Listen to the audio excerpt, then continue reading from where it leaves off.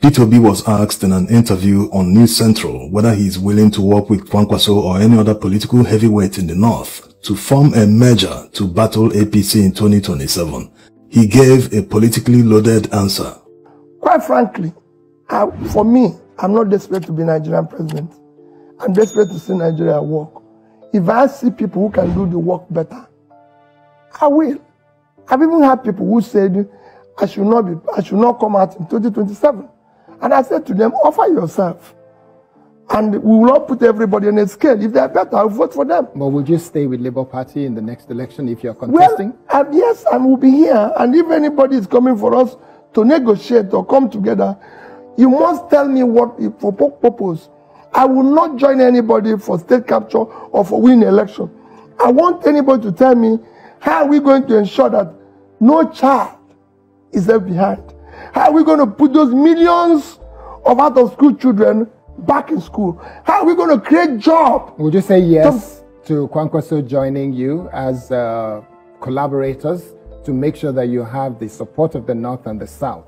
Would you agree to that? We must first establish what we are going to achieve by that coming together. Collaboration is not just going to be for state capture and continue the same consumption. So if it is collaboration for production, we will. So we want to dismantle the two biggest jobs in Nigeria is what I want to dismantle.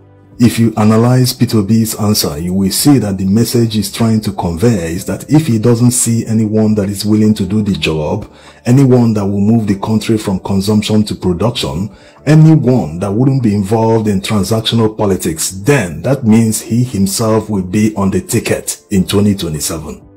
Yes, that's the message he's trying to send to all those people telling him to be this, be that, deputize Atiku, play second fiddle. He's trying to tell them, no. If you cannot bring anyone that will meet all these conditions, then we have no deal. Let's all hit the field separately and see who will win the election. He did it before and he can do it again. This time that Tinubu and APC have shown that they have absolutely nothing to offer Nigerians. Out of the 4 political heavyweights in Nigeria today, the 4 major candidates that contested the 2023 presidential election, one man stands out.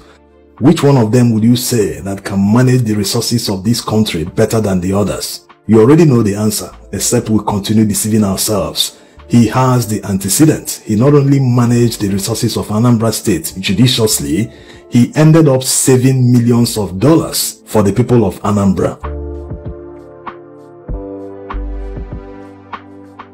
What about corruption? Well, if someone is able to manage resources judiciously, not only managing the resources judiciously, he also saved millions of dollars, which he handed over to his successor when he was leaving office.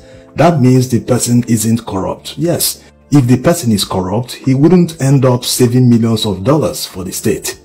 So if Peter Obi excels high above the 2 major factors that have contributed in impoverishing and underdeveloping Nigerians, why wouldn't Nigerians stand behind him and say, hey, this is the man that can lift Nigeria so that Nigeria can achieve its potential? People have been talking about Nigeria's potential since the 1960s up till today.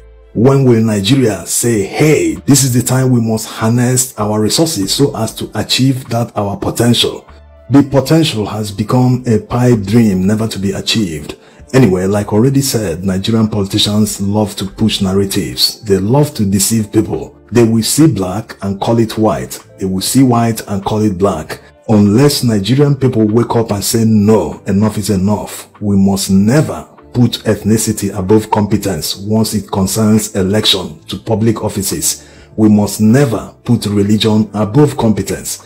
Unless we do that, nothing, absolutely nothing will change in governance, development, economy, everything. If people haven't learned anything from what is happening today, how they were deceived based on religion during the presidential election campaigns and they voted, then they will never learn anything. All politicians calling on Peter Obi today to join PDP or work towards a merger, all they want to do is to take away his shine. Yes, because if he joins any party, they will end up in a presidential primaries, which of course you know, it is a bazaar where politicians trade millions of dollars to buy delegates.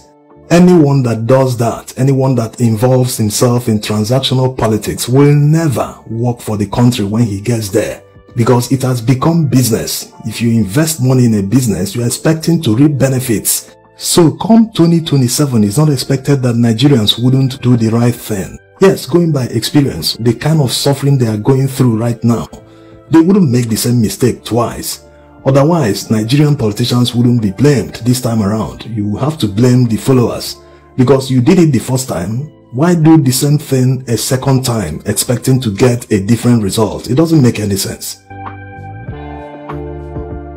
Now, let's see the possible reason why Peter Obi and his allies in Labour Party quickly moved and removed Julius Abure as the chairman of Labour Party. It was after the revelation by one Obidient that many Northerners want to join Labour Party because of Peter Obi. They need a platform. They want to join him and contest the election in 2027. Let's take a listen.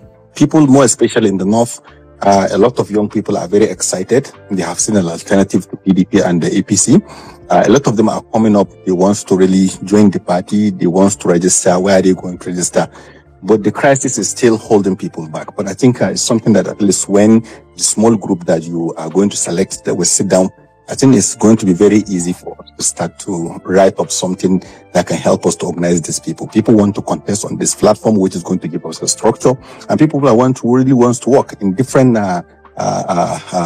groups that have been meeting us, that have been sending requests to almost every one of us here.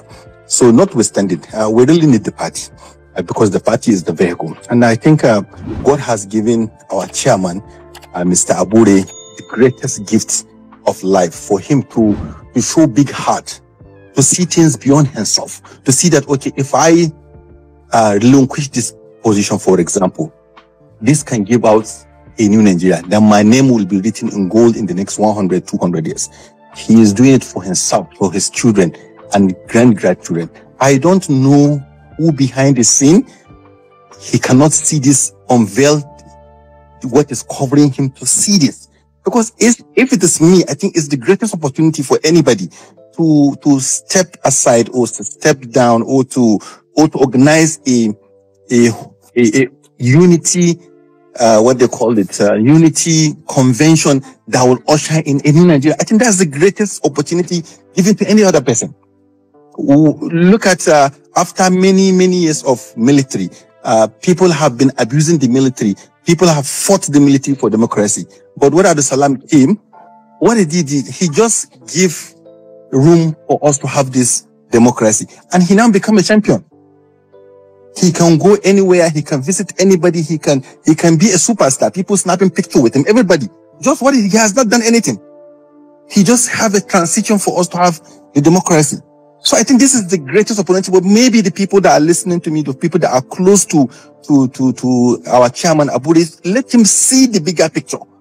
Nobody is coming to take away any position from him. What we just want is we want something that can bring that new Nigeria that all of us are hoping. And we see this Labour Party, and we see this Labour movement, and we see the people around the Obidient and other groups that are coming. If we can really enhance this party, give him the structure that we need, because we know we won the election in 2023. It's just that we don't have the structure to fight and hold it.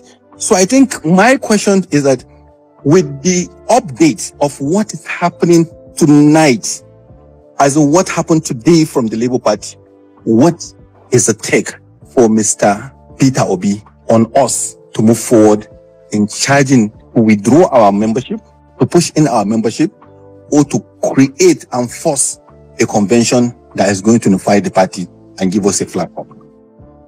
Well, Ibrahim, like I said, what we're here is to gradually talk about issue of the Obidient movement. For what you have said, all I can tell you is, hold on, we will all be seeing things as they go on in future. In my little experience in life, I've learned one thing: there's virtue in patience, there's virtue in exhausting reason, there's virtue when people call you you're weak, when you know that you're strong, or you can. So for me, just hold on. The party will have its own situation, which I think a series of comments. I've listened to those who are commenting about OT and everything. As you know, if you read the constitution of the party, those who are remaining in the party today, who are leaders of the party, OT is among them and his deputy. Unfortunately, most of us don't read the constitution. That's why they always talk about me. I'm a very, very, very rule of law person. I follow everything according to the rules.